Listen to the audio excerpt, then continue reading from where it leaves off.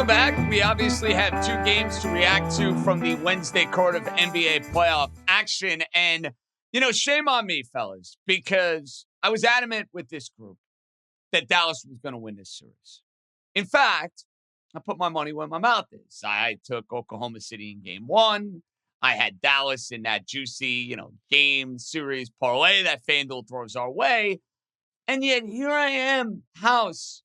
I bet OKC in game three like a knucklehead.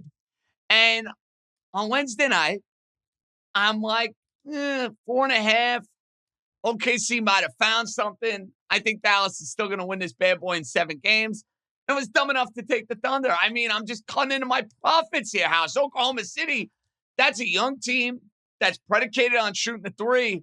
And I don't know what happened to their three-point shooting ability. They can't knock anything down. To your point, JJ, another abysmal three-point shooting performance out of the best shooting team in the regular season from 3, 10 for 40 after game 4, 7 for 27, game 3, 10 for 30, game 2, 10 for 30. This is a team that is very close to the brink of extinction. And by all rights, this should have been the closeout game. I mean, they caught a moment in game 4 where they snatched victory from the jaws of defeat. But over the course of the series, it's been Dallas who's been able to assert their will. They've been able to control the boards. Once again, out-rebounded Oklahoma City by double digits. They're getting more points in the paint. They're more effective in the paint. And look, we said at the outset that Luka's knee was going to be a real determining factor. He looked good to me tonight. And the reason that I especially like Luka, he stopped at the refs. He was like the happiest Luka I think we've seen all series, Dream. Yeah, without a doubt. Like, you could see within the first 5 minutes of the game that Luka was healthy. And if he's healthy and he's pressing, he could single-handedly swing a series. And I think that's what he did. Now, when you look at the Oklahoma City Thunder, throughout this series, they're like the total antithesis of what we saw from the Miami Heat last year. Miami Heat, they were one of the worst three-point shooting teams in the league. And then the playoffs start, and they're making everything. You look at the Thunder. During the regular season, 38% from deep.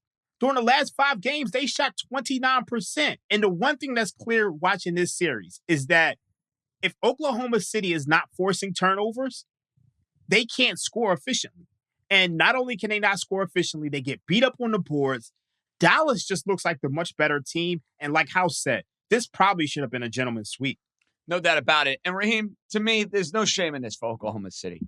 There's something to be said for a young team going through this for the first time in the postseason. And, let's be real. If they would have played a more battle-tested, a more talented team in the first round, they might have dealt with this experience in round 1. But they got New Orleans, who obviously had... and not to cut you off, if Zion was there, they might have lost. I agree with that. I totally agree. That's what I'm getting at here. They get a different first-round opponent, or they get Zion Williamson. We might have been having this discussion 2 weeks ago with Oklahoma City. So to me, I kind of look at OKC and I'm like, all right, they're not shooting the ball well. They have issues there. But this is almost a part, Raheem, of their evolution as a franchise where, as a young team, first go ahead, first go run through the postseason, this is going to happen. Yeah, without a doubt. I mean, there's no precedent for a young team being as good as Oklahoma City was this year. And we knew their flaws coming into the playoffs. We knew that they decided that they weren't going to trade for additional big, and they're paying for it at this time. Now, fellas, we have 3 game 6s. There will be a game 6 with Denver and Minnesota. There will be a game 6 with the Knicks and the Pacers on Friday night. And then on Saturday, you got to wait a couple extra days. We'll see this series pick up. Now, the odds makers' house are going to tell us that Indiana would have the most likely chance of forcing a game 7 because, well, after all, they're the biggest favorite on the board when it comes to those 3 particular teams. However, out of those 3, who's the most likely to force a game 7? Indiana, Minnesota, the Thunder. Wow. That's a really tough one. None of the above is is my true answer, and I'll be betting none of the above. But if I have to choose one, I'll say Indiana just because of like very pure 3-point shooting variance. They get in that gym. You were in that gym, JJ. You know what it's like when they get rolling and they get multiple guys all at once. It gets to be like an avalanche of threes they're capable of. And that's how that team, was scoring regularly above 130 points in the regular season. The Knicks are willing to play at the Pacers' up tempo, and if the Pacers just start making buckets, then that's the way to get it. And so I guess the answer has to be the Pacers, and it's priced that way.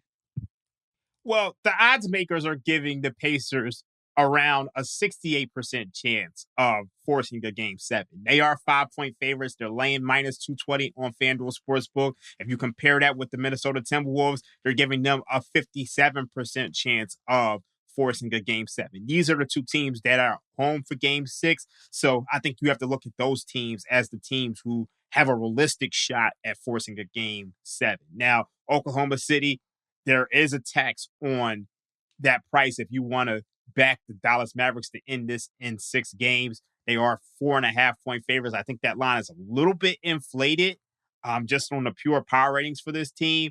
I'm not giving them much of a shot. I think you have to say it's Indiana just because they are at home. We know the New York Knicks, they're not running a ton of guys. They don't have a lot of depth. So if the Pacers can go out there and push the pace, we could see a repeat of what we saw in game 4 to a lesser extent. So I get that, guys. I counter, though.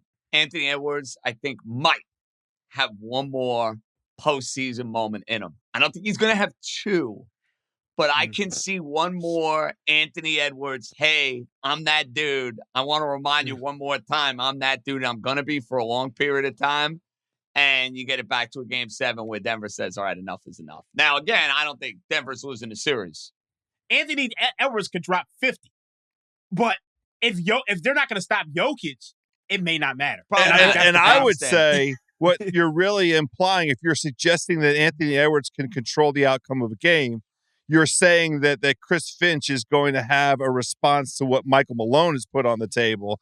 And I just don't think there are any more cards up Chris Finch's sleeve. I mean, Denver showed us how they are going to attack Anthony Edwards, and that's a wrap. I mean, I don't think that Minnesota can manufacture a response to the way that Denver shut down Anthony Edwards in just the span of 48 hours. But, stranger things have happened. I guess he's awesome. I love Anthony Edwards, but I think that was over.